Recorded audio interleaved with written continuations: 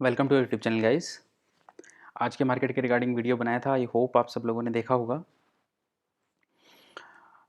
Nifty पे और Nifty पे हमारा व्यू न्यूट्रल था। हमने कहा कि एक बार के लिए इंडेक्स को हम लोग ट्रेड नहीं करेंगे, लेकिन स्टॉक्स पे हम लोग जिन स्टॉक्स में ब्रेकआउट आ रहा है उनमें बुलिश व्यू बना के चल रहे थे।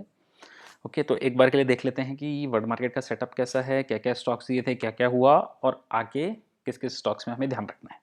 ओके, सो निफ्टी में अगर हम आज का डेटा चार्ट देखेंगे तो मॉर्निंग में ओपन हुआ, पूरे दिन भर उसमें कंसोलिडेट किया। लास्ट आवर्स में सेकंड हाफ में एक ब्रेकआउट की कोशिश थी और उसके पास ही जाके हाई के पास जाके क्लोज हुआ। तो ऐसा कुछ बहुत एज सच फॉर्मेशन निकल के नहीं आ रहा है, लेकिन फिर से आज हाई के ऊपर जाके क्लोजिंग दी है और कोई गैप भी नहीं छोड़ा है। बेस्ट बात ये है। ओके, अब आ जाते हैं बैंक निफ्टी में। बैंक निफ्टी में अगर हम आज सेकंड हाफ में हमने आप लोगों को ये बोला भी था कि इसमें एक अच्छा ब्रेकआउट आ सकता है इसमें और निफ्टी में, दोनों में। देखिए हुआ क्या। ओके, इसको और छोटे चार्ट पे मैं कन्वर्ट करता हूँ। देखिए क्या हुआ इसमें। ये पूरे दिन का कंसोलिडेशन था आज बैंक निफ्टी का। पूरे दिन ये इसी रेंज में, देखिए दिन में एक डिप लगाता है, उसके बाद पूरे दिन इसी रेंज में कंसोलिडेट करता रहा। देन इसने 1:30 बजे के आसपास में एक बार नीचे ब्रेक डाउन करने की कोशिश की इस रेंज को, और उसी कैंडल में जब ऊपर आया और उस कैंडल के ऊपर का ब्रेकआउट दिया, उसके बाद का ये जो डेटा अगर आप देखेंगे इसमें बैंक निफ्टी में बहुत ही शानदार डेटा निकल के आ रहा था। आप ये देखिए, जस्ट ए मिनट। 35,500, 600, 700, इतना ह्यूज राइटिंग था।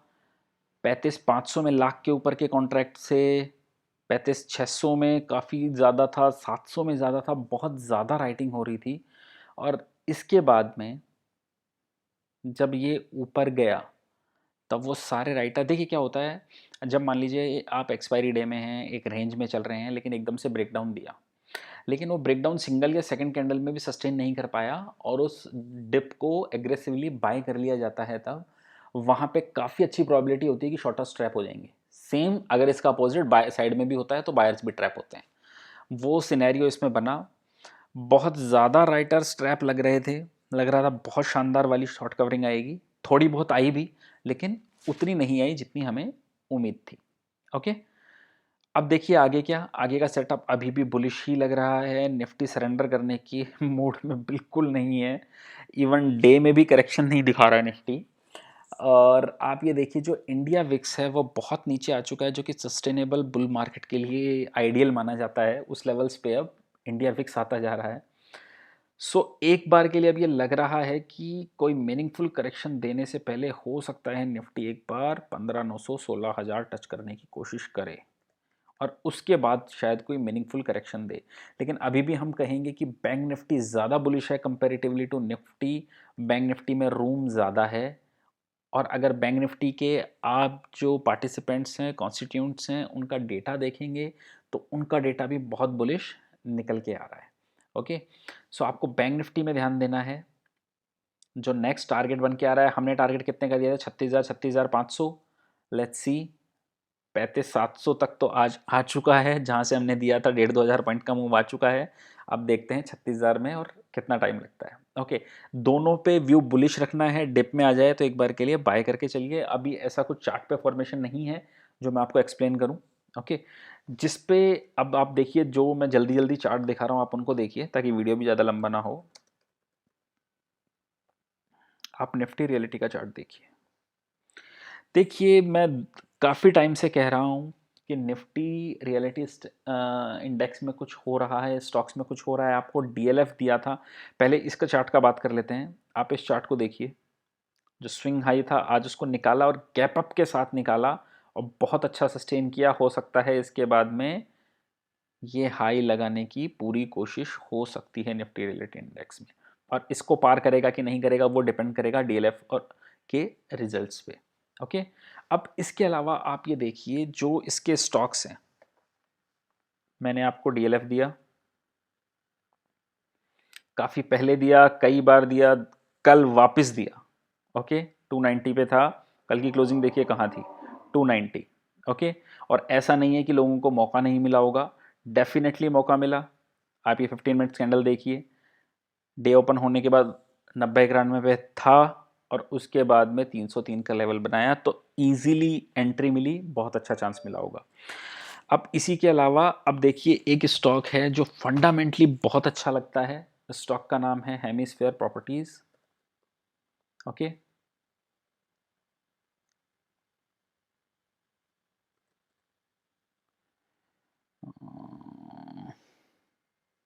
हेमिस्फेयर प्रॉपर्टीज, ये रहा।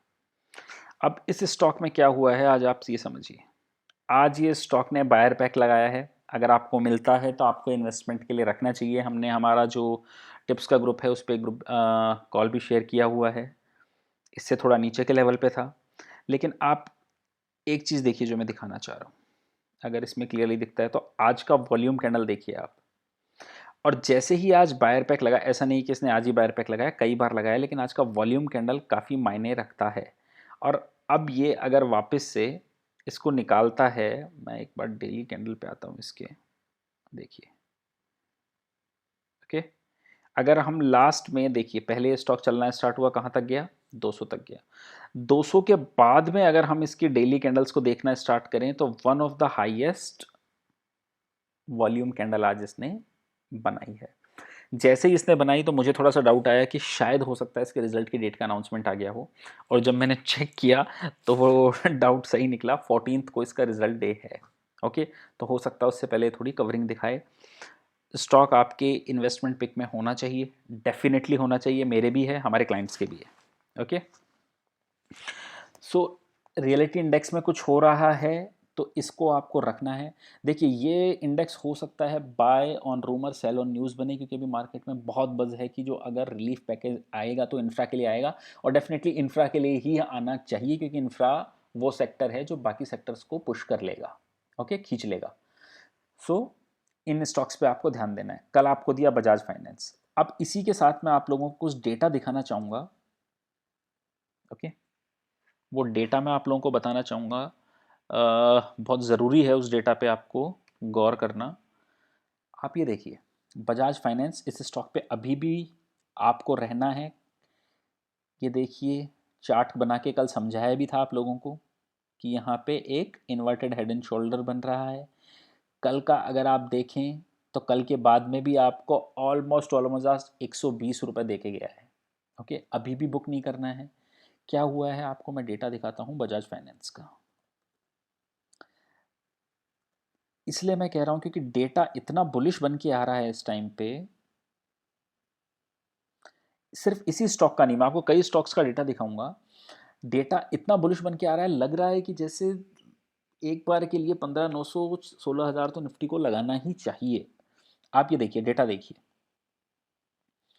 आज स्टॉक था 5800 कॉल की अनवाइंडिंग देखिए आप, 6000 के कॉल की अनवाइंडिंग देखिए आप, 6100 के कॉल की अनवाइंडिंग, 6200 के कॉल की अनवाइंडिंग, और साथ ही साथ में आप सबसे ज़्यादा शॉर्टिंग कहाँ हुई है पुट में, 5900 एट द मनी पे शॉर्टिंग हो रही है, 6000 पे शॉर्टिंग हो रही है। सो आप ये समझिए, डेटा को थोड़ा रीड कीजिए, बहुत इंटरेस्टिंग पैटर्न्स बन रहे हैं स्टॉक में। अगर मैं हमारी पोजीशंस के अकॉर्डिंगली खोलूँ और चीज़ें, बजाज फाइनेंस, आप अडानी पोर्ट का भी देखिए। अडानी पोर्ट कल आपको दिया था, बहुत अच्छा मूव मिला अडानी पोर्ट। मैं डेटा क्यों दिखा रहा हूँ, थोड़ा जल्दी जल्दी दिखाता हूँ ताकि लंबा ना हो वीडियो, क्योंकि स्टॉक्स में ऊपर के कॉल्स पे आप ये समझिए अनवाइंडिंग हो रही है और ऊपर के पुट्स पे राइटिंग होना स्टार्ट हो चुकी है। अडानी पोर्ट देखिए, 800, 810, 820, इवन 850 की कॉल में भी अनवाइंडिंग है। ओके, 850 की कॉल में भी अनवाइंडिंग हो रही है। सीधा ओपन इंटरेस्ट मेजरली कहाँ ऐड हो रहा है, 900 की कॉल पे। ओके, तो आपको इन स्टॉक्स पे बहुत मतलब बुलिश डेटा निकल के स्टॉक्स में आ रहा है, तो आपको थोड़ा ध्यान देना इन चीज़ों पे। ओके, सेम जुबिलेंट आपको बताया था, जुबिलेंट का डेटा देखिए आप, 3200 की कॉल पे अनवाइंडिंग स्टार्ट। ओके, साथ ही साथ आप देखो 2900, 3000, 3100, 3200, सारी पुट्स पे राइटिंग, सारी पुट्स पे राइटिंग। और यहाँ पे 3100, 3150, 3200 सब पे unwinding. You getting my point? So बहुत अच्छा डेटा स्टॉक्स में निकल के आ रहा है, तो आपको स्टॉक स्पेसिफिक रहना है। इंडेक्स में हो सकता है ट्रेड ना मिले, मिले स्टॉक म्यूटेड रहे, सॉरी इंडेक्स म्यूटेड रहे, आपको स्टॉक्स पे ज़्यादा ध्यान देना है। ओके, सो पहला आज का जो स्टॉक था वो मैंने आपको दिया, हेमिस्फेयर प्रॉपर्टीज़। दूसरा आपको ध्यान देना है स्टॉक में, वो है टाइटन। सॉरी, टाइटन का चार्ट खोल देता हूँ यहाँ पे आपको।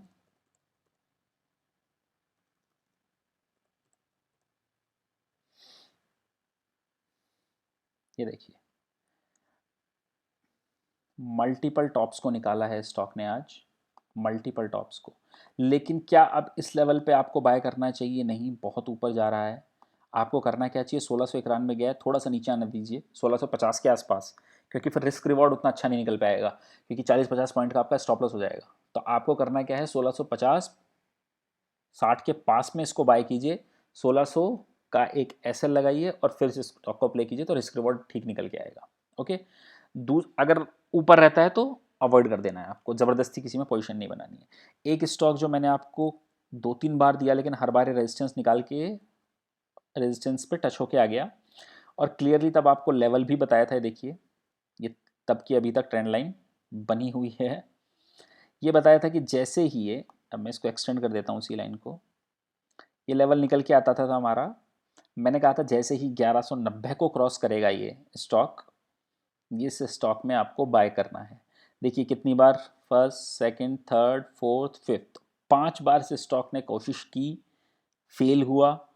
आज ये बहुत अच्छे हैवी वॉल्यूम के साथ निकला है। इसकी वॉल्यूम कैंडल देखिए आप, बहुत शानदार वॉल्यूम के साथ निकल के आया है ये। अगर इसमें देखें, सो ऑलमोस्ट लास्ट 3 मंथ की one of the highest volume candle है ये। ओके, सो ये स्टॉक अब अच्छा जाना चाहिए, और बहुत पास में कोई रेजिस्टेंस भी नहीं दिखता है इसका, तो ये स्टॉक भी अच्छा जाना चाहिए। तो इन दोनों स्टॉक्स पे आपको ध्यान देना है। बाकी एन नंबर ऑफ स्टॉक्स आपको दिए हैं, सारे चल रहे हैं। ओके, सब में स्टॉप लॉस ट्रेल करते जाइए, स्टॉप लॉस के साथ ही प्ले करना है, नेकेड प्ले नहीं करना है स्टॉक्स को किसी को भी। ओके, वर्ल्ड मार्केट में ऐसा कोई क्यूज़ नहीं है जिसकी वजह से अभी कुछ मोमेंटम ख़राब होना चाहिए हमारा। यहाँ देखिए, डाउ प्लस में चल रहा है, नेस्डेक थोड़ा प्रॉफिट बुकिंग के मोड पे। ओके, अभी देखिए हो क्या सकता है, फर्स्ट हाफ में हो सकता है फिनेंशियल और ये सब चलें, और सेकंड हाफ में हो सकता है आईटी का चलना स्टार्ट हो। ओके, सो जैसा हमने कहा था कि ये मंथ रहेगा फिनेंशियल और आईटी का, फिनेंशियल चल रहा है, आईटी शायद हो सकता है लेटर पार्ट में चले। ओके, सो इन दो जो स्टॉक्स बताया उन पे ध्यान दीजिएगा, हैजिंग के थ्रू प्ले कीजिए। आई होप आपको वीडियो अच्छा लगा हो गाइस। अगर अच्छा लगा हो तो लाइक, कमेंट और शेयर कर दीजिएगा। Thank you guys, thank you for watching.